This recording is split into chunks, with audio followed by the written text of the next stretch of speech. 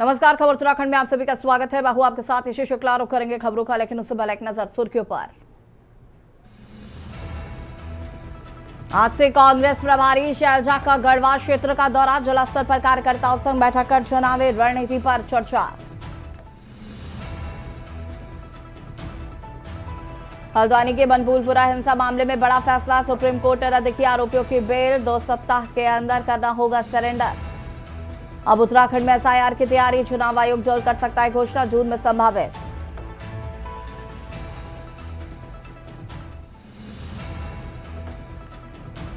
SSC परीक्षा में नकल कराने वाला सरगना गिरफ्तार, एसटीएफ ने सहारनपुर से पकड़ा।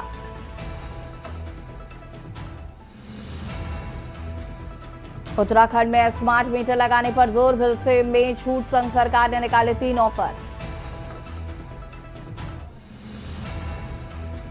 उत्तराखंड में अगले 3 दिन बिगड़ा रहेगा मौसम, बारिश के आसार, केदारनाथ धाम में लगातार बर्फबारी।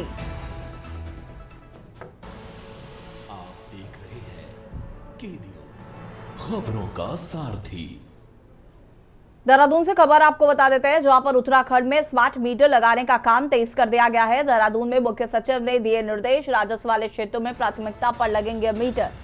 आरडीएसएस योजना के तहत होगा कार्य, घरेलू, वाणिज्यिक और औद्योगिक क्षेत्रों में मीटर, उपभोक्ताओं को मिलेगी बेहतर सुविधाएं, बिजली व्यवस्था पर अधिक पारदर्शिता।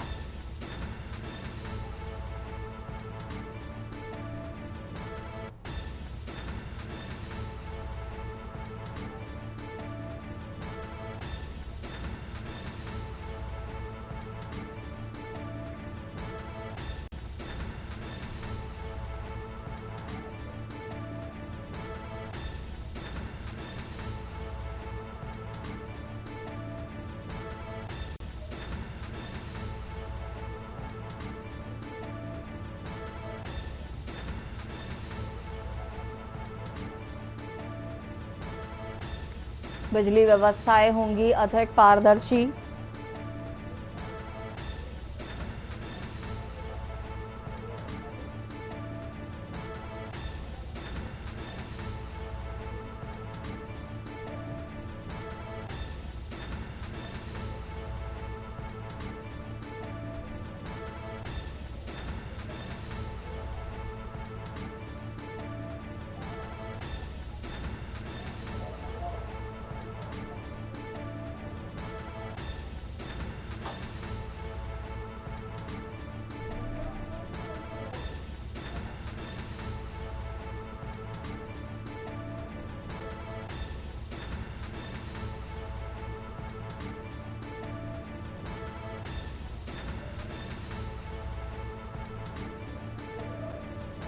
राजस्व वाले क्षेत्रों में प्राथमिकता पर लगेंगे मीटर।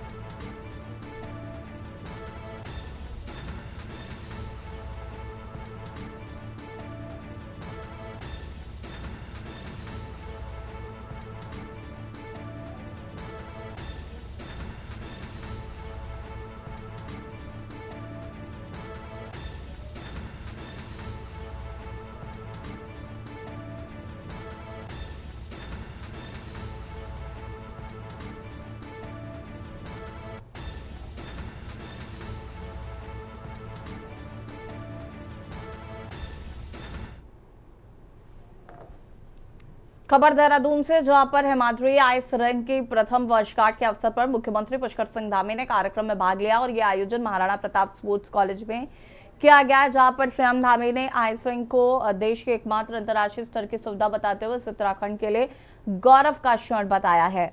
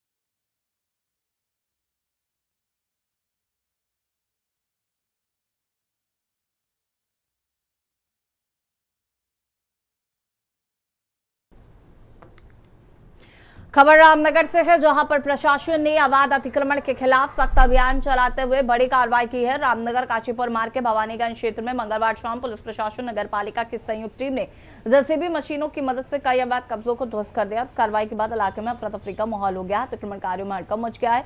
अभियान के दौरान नालों के ऊपर पक्की स्लैब और टीन शेड डालकर किए गए अवैध निर्माणों को हटाया गया है।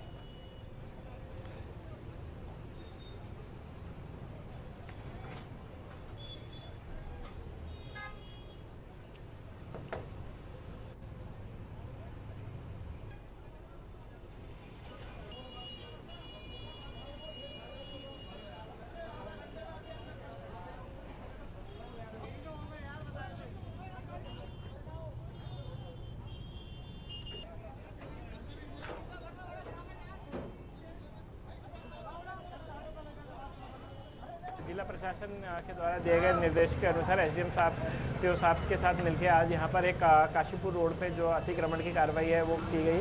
इसमें मुख्यतः तौर पे जो नालों के ऊपर जो पट बना के जो अतिक्रमण किया गया है, जिससे हमारे नालों को भी प्रभावित हो रहे थे। और अब बरसात का भी मौसम है, तो हमें इस संबंध में भी हमें देखना होगा कि किसी प्रकार से नालों में ओवरफ्लो ना हो, तो ये उसके संबंध में भी था।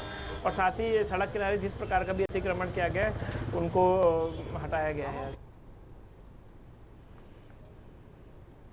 खबर रामनगर से है, जहां पर प्रशासन की संयुक्त टीम ने शहर में संचालित मदरसों का औचक निरीक्षण किया और यह अभियान उप जिलाधिकारी गोपाल सिंह चौहान के नेतृत्व में चलाया गया, जिसमें समाज कल्याण, राजस्व, शिक्षा विभाग और पुलिस की टीम में शामिल रहे। प्रशासन का उद्देश्य मदरसों में व्यवस्थाओं की स्थिति और वहां पढ़ने वाले बच्चों की जानकारी जुटाना था। नगर क्षेत्र में करीब 35 मदरसे संचालित है, जिनमें कुछ मान्यता प्राप्त हैं जबकि कुछ गैर मान्यता प्राप्त हैं। निरीक्षण के दौरान टीम ने कई मदरसों का दौरा किया है और बच्चों की उपस्थिति, उनके रहने की स्थिति तथा उनकी पृष्ठभूमि की जांच की गई।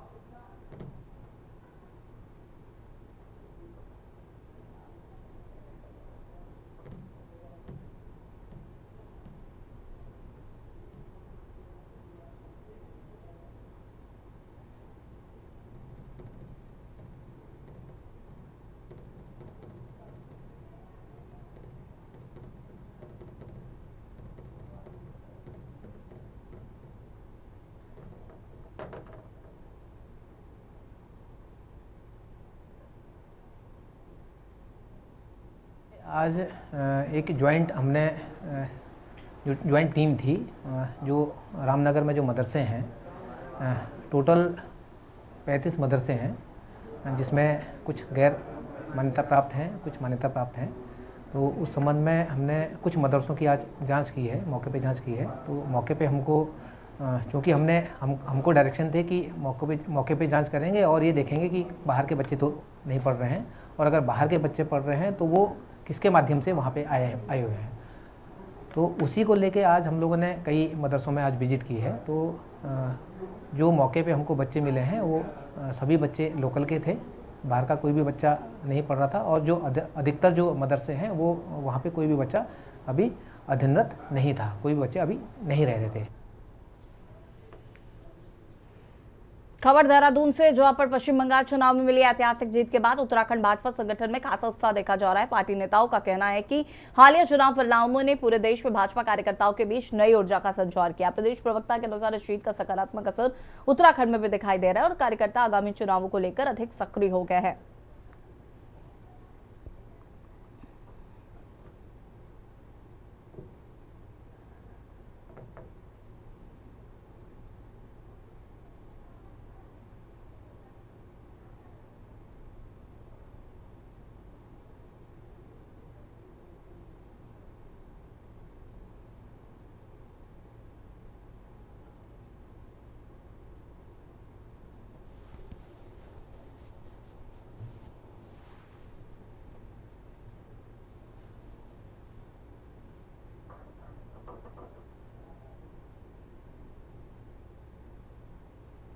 निश्चित तौर पर हमारे राष्ट्रीय अध्यक्ष युवा हैं और उन्होंने हर युवा के मन में एक आस जगाई है। बंगाल चुनाव में आपने देखा किस प्रकार युवाओं ने बढ़ चढ़कर हिस्सा लिया, और उत्तराखंड आगमन पर भी उत्तराखंड का युवा, उत्तराखंड की भारतीय जनता पार्टी उनके स्वागत के लिए जो है बहुत उत्साहित है। राष्ट्रीय अध्यक्ष जी के आने के बाद निश्चित तौर पर 2027 की जो जीत होगी वो और बड़ी होगी और प्रचंड होगी। उधम सिंह नगर के बाजपुर में रिश्तों को कलंकित करने वाली सनसनीखेज वारदात सामने आई, जहां पर एक कलयुगी भाई ने अपनी ही 8 साल की मासूम फफेरी बहन के साथ दरिंदगी की घटना को अंजाम दिया। वारदात उस वक्त हुआ जब पीड़िता की मां खेत पर मजदूरी करने गई थी। इसी का फायदा उठाकर आरोपी मासूम को बहला फुसला कर ले गया और दुष्कर्म के बाद उसे लहूलुहान हालत में एक राइस मिल के पास छोड़कर फरार हो गया। इतना ही नहीं, आरोपी और उसके परिजनों ने पीड़िता को बंधक बनाकर मामले को दबाने का प्रयास भी किया, लेकिन ग्रामीणों की मदद से मासूम को छुड़ाया गया।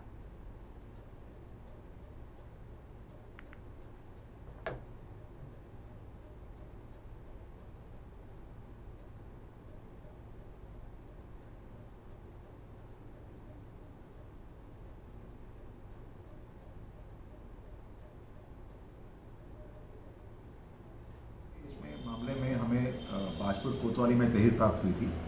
तहरीर में वादी द्वारा बताया गया था कि उसकी 8 वर्षीय बच्ची है, जिसके साथ में पड़ोस में रहने वाले उसके परिवार के एक व्यक्ति जिसका नाम है जीवेश, जो रतिराम के पुत्र हैं और फौजी कॉलोनी के निवासी हैं, इसके द्वारा दुष्कर्म किया गया है। ये सूचना मिलते ही हमने इसमें उचित धारा में मुकदमा पंजीकृत किया गया है।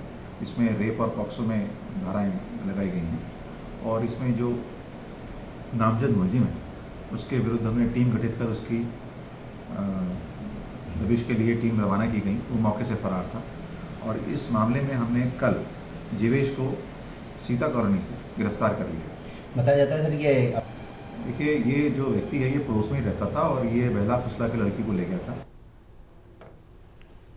देहरादून में कैबिनेट मंत्री खजानदास के मंत्री आवास आवंटन से जुड़ी फाइल गुम होने के मामले में राजनीतिक तूल पकड़ लिया। इस मुद्दे पर कांग्रेस ने राज्य सरकार पर गंभीर सवाल खड़े किए हैं। गणेश कोदियाल ने कहा कि मंत्री द्वारा आवास के लिए लगाई गई फाइल का गायब होना प्रशासनिक व्यवस्था पर बड़ा सवाल है। उन्होंने तंज कसते हुए कहा कि इस तरह की घटना सामान्य नहीं लगती और इसकी पारदर्शी जांच होनी चाहिए।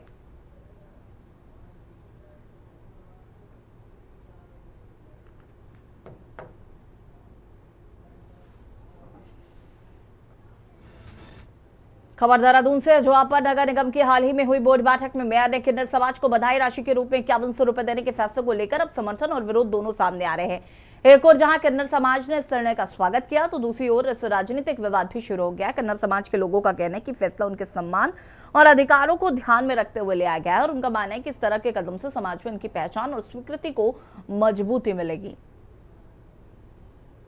समुदाय की प्रारंभिक बधाई की धनराशि को लेकर लिए गए निर्णय का स्थानीय किन्नर समाज समर्थन एवं स्वागत करता है।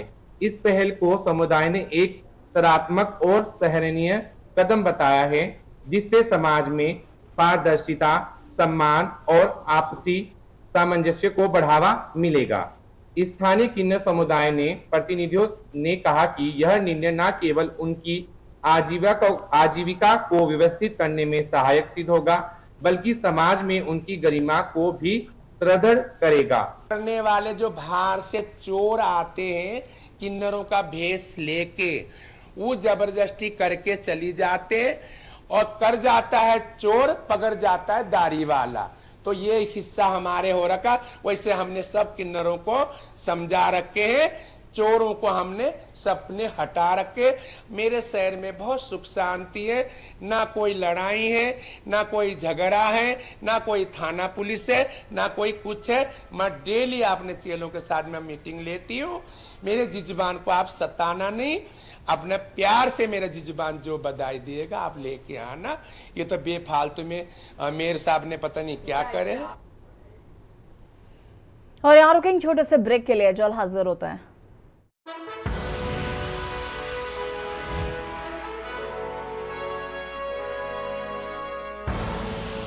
आप देख रहे हैं के न्यूज, खबरों का सारथी। ब्रेक के बाद एक बार फिर से आप सभी का स्वागत है। उत्तराखंड में हर वर्ष होने वाली चारधाम यात्रा का आगाज 19 अप्रैल 2026 से एक बार फिर हो गया। हर वर्ष चलने वाली इस चारधाम यात्रा में लाखों श्रद्धालु देश विदेश से आकर यात्रा को सफल बना रहे हैं। वर्ष 2026 की यात्रा में महज 10 दिनों में ही 5 लाख से ज्यादा श्रद्धालुओं ने अभी तक दर्शन भी कर लिए हैं। चारधाम में बढ़ती संख्या को धामी सरकार हर संभव मदद देने का प्रयास भी कर रही है। जहाँ एक तरफ भारी संख्या धामों में यात्रियों की बढ़ रही है, तो कहीं ना कहीं धामों में आने वाले यात्रियों की वजह से प्रदूषण भी बढ़ता दिखाई दे रहा है। जहाँ केदारनाथ में ही अब तक एक सप्ताह में ही महज 1000 किलो प्लास्टिक कचरा निकाला जा चुका है। साथ ही गंगोत्री धाम में हजारों की संख्या में तीर्थयात्री पहुंच रहे हैं। ऐसे में गंगोत्री धाम में आने वाले यात्रियों की ओर से आस्था के नाम पर भागीरथी को दूषित किया जा रहा है। तीर्थयात्री भागीरथी नदी में साड़ी और श्रृंगार के सामान के साथ ही वहां पर स्नान के दौरान अपने पुराने अंग वस्त्र और तौलिया आदि भी नदी में बहा रहे हैं, जिस पर प्रधानमंत्री नरेंद्र मोदी ने भी आम जनता से साफ सफाई का अनुरोध किया। देख रिपोर्ट। प्रदेश में चल रही चार धाम यात्रा को महज अभी 10 दिन ही हुए हैं। चारों धामों में अपार जनसैलाब यात्रियों का उमड़ रहा है। अब तक 5 लाख से ज्यादा श्रद्धालु अब तक दर्शन कर चुके हैं। मुख्यमंत्री भी बेहतर सुरक्षित और सुगम यात्रा की बात करते दिखाई दे रहे हैं, लेकिन कुछ तस्वीरें बेहद चार धाम यात्रा के दौरान परेशान करने वाली आ रही हैं। गंगा विचार मंच की ओर से गंगोत्री धाम में भागीरथी नदी में चलाए गए स्वच्छता अभियान के दौरान प्रवाहित कपड़ों के 100 बोरे एकत्रित किए गए। गंगोत्री धाम में गंगा विचार मंच की ओर से भागीरथी नदी से गंगोत्री मंदिर समिति, पुरोहित सभा, गंगोत्री नेशनल पार्क, नगर पंचायत और साधु संतों के मिलकर स्वच्छता अभियान चलाया। इस दौरान नदी में श्रद्धा के नाम पर प्रवाहित की गई साड़ियों सहित श्रृंगार के सामान को एकत्रित किया गया। साथ ही वहां पर नदी में कई पुराने अंगवस्त्र, कपड़े और तौलिया आदि भी मिली। स्थिति इतनी गंभीर है कि इस अभियान के दौरान भी यात्री गंगा में वस्त्र प्रवाहित कर रहे थे। क्या आप ही बताएंगे, आम नागरिक का कर्तव्य नहीं है कि वो अपने चार धामों के साथ प्रदेश और देश को साफ रखे? देखिए, चार धाम यात्रा को लेकर लोगों में बहुत उत्साह है। पूरे देश दुनिया के सनातनी चार धाम आना चाहते हैं, उसके अनुरूप सभी व्यवस्थाएं यहाँ पर की गई है। अच्छी चार धाम यात्रा चल रही है और लगभग एक सप्ताह में 5 लाख से भी अधिक लोगों ने चार धामों के अभी तक दर्शन कर लिए हैं। और चूंकि अब मई का महीना आने वाला है, इस महीने यात्रा पूरे फुल स्विंग में होगी, तो हमारा सभी प्रयास है सभी यात्री यहाँ से एक अच्छा अनुभव लेकर जागरण अभियान भी चल रहा है। बहुत सारी एनजीओज भी वहाँ पर काम कर रही हैं। और मैं स्वयं जब बाबा केदार के कपाट खुले थे तो गौरी कुंड से मैं पैदल डोली के साथ में जो केदारनाथ पहुंचा था 21 तारीख को। हम सभी से अपील भी कर रहे हैं, माननीय प्रधानमंत्री जी का भी इसमें आग्रह है, उन्होंने भी कहा है और सभी का ये मत है कि ग्रीन यात्रा, जो पर्यावरण मुक्त प्लास्टिक का उपयोग जो है कि वहाँ पर लोग बिल्कुल भी ना करें, उसको लेकर हम एक जन जागरण अभियान भी चला रहे हैं और स्वच्छता अभियान भी वहाँ पर चल रहा है। केदार घाटी में भी हमने 2 दिन पहले वहाँ पर स्वच्छता अभियान चलाया था। गंगोत्री धाम में एक अजीब सी अव्यवस्था चल रही है कि हर दिन गंगोत्री धाम में 5 से 10 हज़ार, कभी 15 हज़ार श्रद्धालु पहुँच रहे हैं। और ये आज से नहीं, कई वर्षों से ये सिलसिला जारी है कि जो महिला श्रद्धालु आते हैं उसमें अधिकांश महिलाएं हैं, 99% जो महिलाएं आती हैं, जो महिला श्रद्धालु आती हैं, तो माँ गंगा जी में श्रृंगार का सामान, चूड़ी, बिंदी, कंघी और वस्त्र दान करती हैं, जो सब केमिकल से बने हुए होते हैं। और इससे माँ गंगा जी बहुत ज्यादा वहाँ पे प्रदूषित होती है। लोग प्लास्टिक वहाँ पे छोड़ जाते हैं। देवभूमि में चार धाम यात्रा अपने चरम पर है तो बड़ी संख्या में श्रद्धालु उत्तराखंड के चार धामों के दर्शन करने आ रहे हैं। वहीं यात्रा शुरू होने से पहले ही सरकार ने आम जनता को अवगत करा दिया था कि वीआईपी दर्शन किसी भी हाल में 1 माह के भीतर नहीं हो सकते, इसलिए आप कृपया कर वीआईपी दर्शन के लिए न आए। फिर भी इसका कोई व्यापक असर अभी देखने तक को नहीं मिल रहा है, जिसको लेकर एक बार फिर तीर्थ पुरोहितों ने चार धाम में वीआईपी दर्शन पर बद्रीनाथ केदारनाथ मंदिर समिति पर कई सवाल खड़े कर दिए हैं, जिसका विरोध भी केदारनाथ में तीर्थ पुरोहितों द्वारा दिखाई देने लगा है। वहीं इस पूरे मामले पर राजनीतिक दल भी मैदान में उतर चुके हैं। एक तरफ विपक्षी दल व्यवस्थाओं को लेकर सवाल खड़े करता नजर आ रहा है, तो वहीं भाजपा भी चार धाम पर राजनीति न करने की सलाह विपक्षी दलों को दे रही है। दर्शन के लिए हम लोगों की एडवाइजरी पहले ही जारी हो चुकी है और भी पिछले दिनों केंद्रीय गृह सचिव ने भी एक इसकी वीसी की थी और उन्होंने कहा था कि हम अपने स्तर से भी एक एडवाइजरी सभी स्टेट्स को भेज देंगे। शुरुआत के 1 महीने में हम लोग किसी भी प्रकार के वीआईपी दर्शन को एंटरटेन नहीं करेंगे और अगर आम श्रद्धालु के रूप में आना चाहें तो उनका बिल्कुल स्वागत है, लेकिन जो वीआईपी ट्रीटमेंट होता है वो दिया जाना संभव नहीं है, क्योंकि बड़ी संख्या में श्रद्धालु आते हैं, इतनी दूर से आते हैं, उनकी अपनी भावनाएं होती हैं। एक बार फिर से बद्रीनाथ और केदारनाथ में वीआईपी दर्शन को लेकर लोगों के बीच में एक असंतोष उपज रहा है। अब तक कुछ दिनों से ऐसे भी देखने में आया है कि कुछ अति विशिष्ट लोग जो है दर्शनार्थ आ रहे हैं और उसमें जो सुरक्षा से जुड़े लोग हैं, प्रशासनिक लोग हैं, वो उनको दर्शन करवा रहे हैं।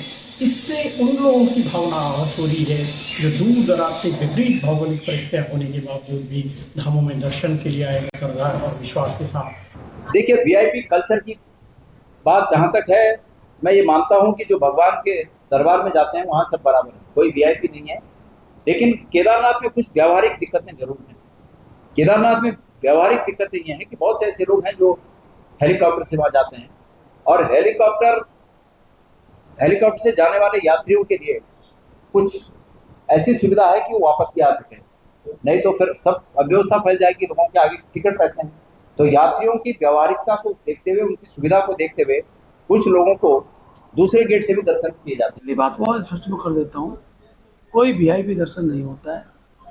बाबा केदार, बाबा भगवान बद्री विशाल अपने हर भक्त को दर्शन दे रहे हैं। केवल किसी बात का राजनीतिक इशू बनाना, एक कम से कम उत्तराखंड के 4 धाम यात्राओं पर जो लोग इस प्रकार के प्रश्न खड़ा करते हैं वो यात्रा को प्रभावित करने का काम कर रहे हैं। आज भी कह सकता हूँ, बिना वीआईपी दर्शन के हर व्यक्ति के दर्शन चारों धामों के अंदर हो रहे हैं। कुल मिलाकर 4 धाम यात्रा ने अब अपनी गति पकड़ ली है। पिछले वर्ष 2025 में 4 धाम यात्रा में श्रद्धालुओं की संख्या 52 लाख से ज्यादा थी।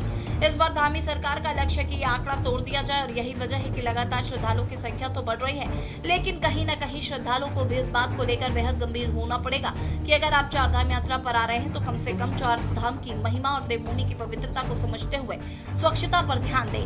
इस तरीके के प्रदूषण न फैलाएं कि महा-बीकेटीसी को अपने किए गए वादे के अनुसार 4 धाम यात्रा में वीआईपी दर्शन करने के फैसले पर भी गंभीरता से लेना होगा, ताकि आम श्रद्धालुओं की आस्था को कोई ठेस न पहुंचे और साथ ही चारों धामों की सुंदरता, पवित्रता और आस्था देश और दुनिया में बनी रहे। Tax report Uttarakhand. और खबर उत्तराखंड में फिलहाल इतना ही। देखते रहिए के न्यूज़ इंडिया। नमस्कार।